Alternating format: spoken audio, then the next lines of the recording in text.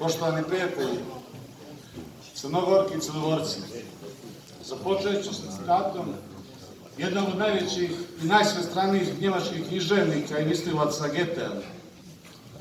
Tekovine vjekova ne mogu se ignorisati bez posljedica za one koji ignorišu te tekovine. Tekovina vjekova je naša Crna Gora.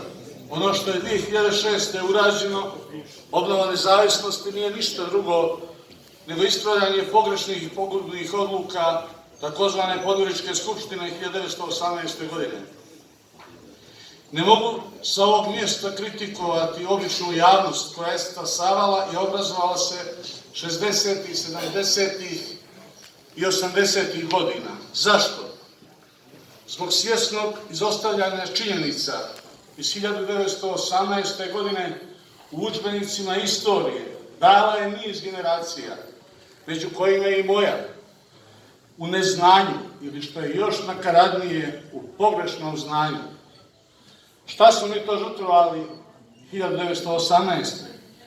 Da li smo žrtvovali državu kao teritoriju, da je samo to, i to bi bilo previše.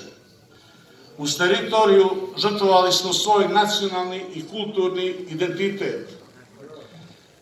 Državu smo obnovili referendumom 2006. dostojanstveno i sa poštovanjem, za slavu svih naših heroja koji su pokušali da zaštite tekovinu vjekova. Ostaje nam da vratimo i nacionalni i kulturni identitet. Nažalost, ne možemo ga vratiti preko noći. Moramo svakodnevno raditi na vraćanju i podizanju nacionalnog identiteta, nacionalne svijesti. Taj proces traje i nije lak.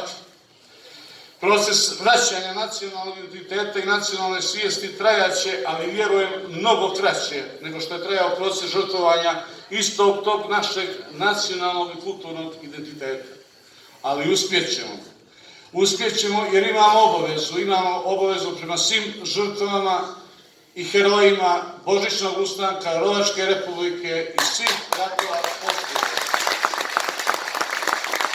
I da na kraju opet se vratim na citat Goethea. Ja kao jedan od potomaka ne mogu biti bolji od Joka Boškova Bulatovića, koji je za svoje junaštvo na Grahovcu od kralja Nikole dobio zemlju i šumu u Beogradskoj gori, koja se i dan danas zove Jokovač.